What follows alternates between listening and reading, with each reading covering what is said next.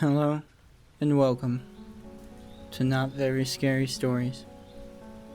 Also, welcome to our first ever special Friday the 13th episode, and happy Friday the 13th. Before I really introduce this episode, I want to let everyone in personally for a minute.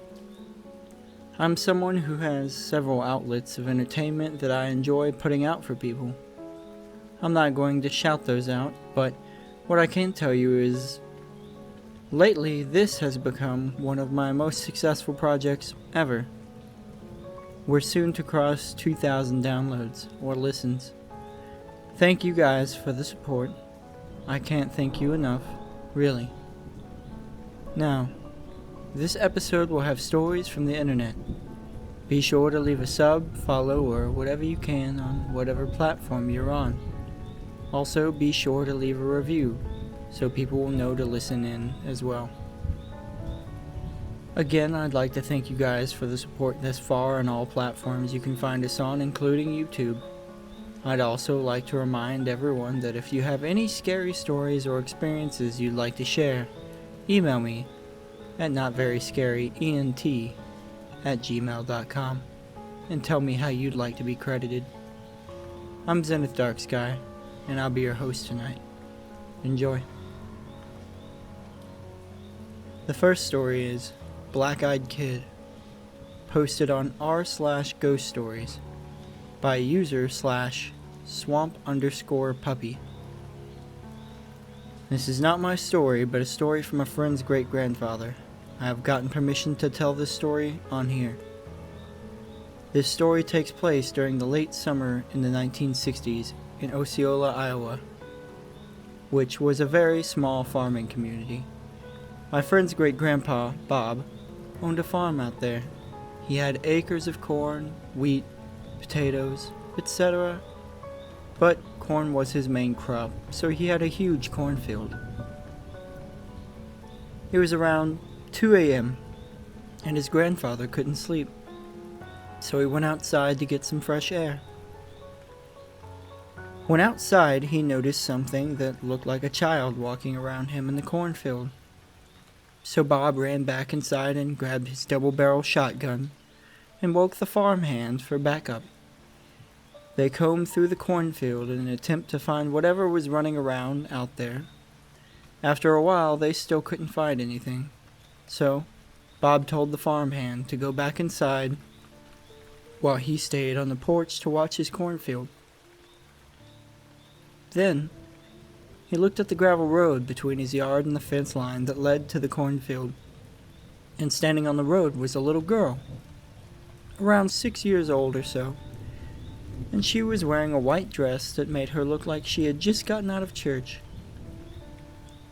Bob thought that his mind must have been playing tricks on him, so he tried to lay down on the couch to rest, but also still stay somewhat alert. However, not even a minute after he laid down, he heard a knock on the screen door. He walked up to the door and slightly cracked the main door open. He saw the little girl and asked, "May I help you?" The little girl said, "Mister, I'm lost and I don't know where my parents are. Can I come in the house and use your telephone?" Bob felt uneasy and told her that he could get her a glass of water and he can call her parents for her if she gave him the number. But he didn't feel comfortable letting her inside. He felt something off about the little girl. However, the little girl insisted on being the one to call and talk to them. And Bob said, "Young lady, it's 2 a.m. and I don't feel comfortable letting a stranger into the house, little girl or not." The little girl stated, to get agitated, and said, "I'm not leaving until you let me in to use your phone." Startled, Bob told the little girl that he was going to call the police to come pick her up, so they could keep her safe and find her parents. He closed the door to go and call the police, and he heard somebody punch the door like a grown man. He walked back and cracked the door open again, but when he looked, he realized that it was the little girl that punched the door. But when he looked at her this time, she didn't have any eyes. Instead, she had pitch black orbs instead of eyes, and she said in a deep voice, "Let me in." So Bob grabbed his shotgun and pointed it at the little girl and told her no and to go away. After this, the little girl looked right into the barrel and then backed up at Bob, smiled smugly at him, and giggled, and then she ran back into the cornfield and disappeared. The next story is titled, "I used to work at Riggs Truck Stop. Here's why I quit last night." Posted by Kessel the Viking on r/scary stories. Alright, let me start by saying I don't believe in paranormal stuff. I do, however, believe in unexplainable phenomena, and that could be anything, including what happened at the truck stop I used to work at. It was an ordinary, boring night at Riggs. The owner's name was Daryl Riggs, and I guess he liked the similarity with Riggs like Big Riggs Truck Stop.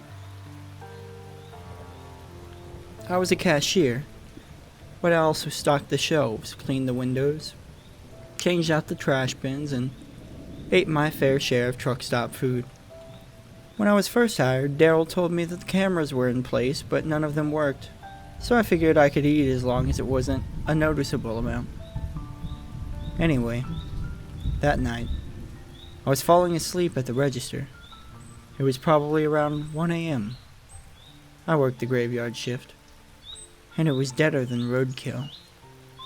I hadn't seen someone come through for a couple hours, and not even the truckers sleeping in the parking lot came inside. The faint but annoying music over the speakers was lulling me to sleep, despite its droning tone. Headlights flashed outside and woke me up. When I looked through the window, I saw a semi rolling past the side of the building. It went all the way around the back and came to a stop on the opposite side. The truck stop had an almost complete panorama of windows, which made it nearly impossible for me to miss anything fishy. Semi was odd. It had a gray tractor, the cab, and it was hauling a tanker. Normally, that wouldn't be that odd, but I didn't recognize the strange branding on the side. It said, Kerosene Transports. The logo was a hand gripping some kind of bone. The truck didn't have as many lights as I usually see on the big rig, and as I watched the driver get out, he seemed in a hurry. I stepped away from the side door where he parked and walked to the register. I assumed the whole transaction would be quick and painless. The man barreled past the counter towards the back near the coolers. I caught a couple details about him as he breezed by. First of all, he was short and stocky. Secondly, he was wearing a gray and light blue plaid shirt with a few red blotches on it. I still hadn't got the best look at his face, but he was wearing a black hat, forward-facing, with the same truck logo on it. He spent an awfully long time near the coolers. I almost asked if he needed assistance, but he swiftly came back with a bag of ice. Now I could see the true urgency in his eyes. He was sweating profusely, and his eyes were bloodshot. He had a large, bushy beard with patches of hair missing. He still hadn't engaged with me, and he spent some time perusing the pocket knives. Eventually I asked, "Anything I can help you find?" He shot up as if he didn't know I was there the entire time and stammered as he spoke. Yeah. Can I get one of these knives?" he asked while pointing his dirt-covered finger to the display case. "Sure, which one?" I asked calmly. That one right there. The one with the wolf." He was visibly shaking. It appeared he hadn't slept for a long time. I opened the case and grabbed the knife, but before checking him out, I asked, "Is everything alright tonight?" He stared directly at me for about 5 seconds before looking back down at the counter. Yep. Just a long night." It was hard to believe him, but he wasn't the first strange encounter I'd ever had at the truck stop. "Right on, so just a knife in the ice?" Yeah, wait!" he suddenly shouted before slamming his palms against the counter. "I forgot something," he added while turning around to waddle into one of the aisles. I tried to get a glimpse of what he was looking for, but he returned almost as soon as he left. He all but threw a package of Skittles on the counter before turning his gaze to me. "All set now?" I asked quietly. That should be it," he answered softly with a vocal tremble. "Cool, that'll be $49.63, cash or credit." "How much?" he asked loudly. $49.63? You're buying a knife, man. That's not some cheap souvenir. You've got ice and Skittles as well," so he seemed to calm down. Yeah, that makes sense." Then he pulled a wallet out and produced a $50 bill. He handed it to me and said, "Keep the change." "Sure thing. Do you want a bag?" I asked quickly. No bag," he said before gathering his things up in his arms and beginning to walk away. "Well, have a good night. I take it you're not resting for the night?" He stopped briefly and said, "I can't stay. No time. I need to keep moving." He sounded solemn, but I couldn't put my finger on why. I slowly stepped out from behind the counter to watch the trucker leave. It gave me peace of mind to know who came and went, so I went to see him either stay or leave, but saw something I could have never expected to see. The trucker had somehow unlatched the back of the tanker, and the latch was up. He threw the bag of ice into the back and then acted as if he was startled by something. Whatever it was, it made him run to the front of the truck 4 times. While he was up there, I watched a body pull itself out of the back and onto the ground. It was missing the lower half of its body and had no clothing. Despite that fact, I couldn't recognize any discernible features.